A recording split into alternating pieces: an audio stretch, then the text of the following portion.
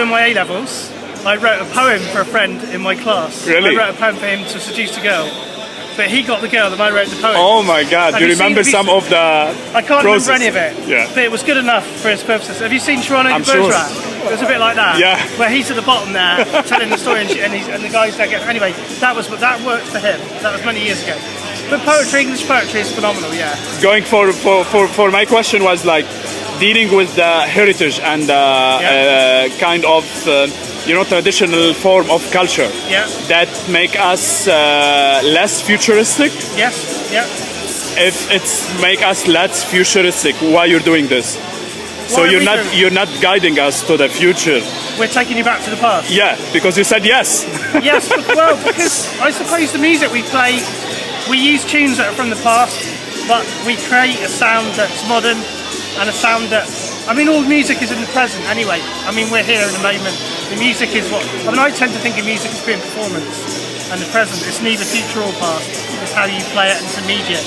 But we do use, because we're a band that, we're using some songs that are like tunes that are 500 years old, but the tunes themselves have got a real resonance, modern resonance, and if this, it's like playing with Halley as well. I mean, we're getting a sound which is totally modern and different and taking us into the future. And I know what you mean, but I tend to think of us as being a band that are kind of, sort of, in a way, a modern band, but a band that kind of also respect the English heritage, which we do. We all love the English tradition, the English heritage. We're not very traditional purists, but we draw on the past. What's the dangerous thing in the English heritage? The dangerous thing?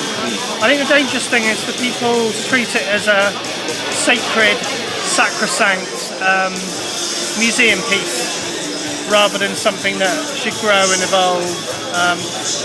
There's a lot of that in English folk. There's a lot of people who are very, very kind of rigid about the music. I don't know if it's the same thing in the Arabic music, I don't know enough about it. But in the English tradition, sometimes if you change a tune just slightly, you get frowned upon. You get a bad response, or you can't change it. But you should be. Talking about the Arab music and Arab culture, you were familiar with some experience about the Arabic music before, or this is the first time? I'm experienced with a few bands who draw on Arabic music. Some African bands, like a band called Tanarawan, who are actually from the Sahara, but they draw on all those kind of traditions. I know their music quite well. They chant. They've got a group of singers who chant in the background. I love it, absolutely love it.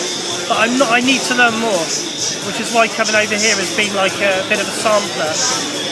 I'm an accordion player, so I can play that stuff. I haven't got the scale of the quarter notes. I've only got the traditional keyboard scale.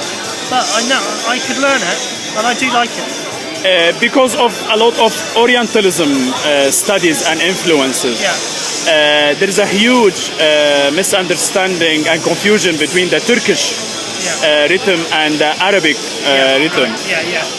Do you think that this confusion is still precise today in some European culture, like the British culture? What, like the conflict of I mean, there certainly tends to be like in our part of the UK, Irish music is supposed. Well, it's interesting we're here at the Irish Festival. Irish music has remained popular for 50 years, 60 years maybe.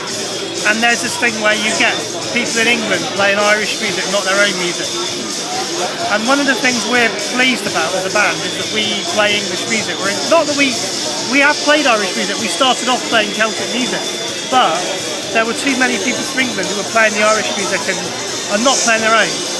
So there is that. I wouldn't say there's a tension, but there's a kind of, there's certainly an element of English music being neglected in comparison to Irish and Scottish. But personally, I like all of them, and I play all of them. As an accordion player, I can play Scottish, Irish, well. What's Dubai for you in one word? Dubai is, I would say, impressive. That's the word I'd use. Impressive.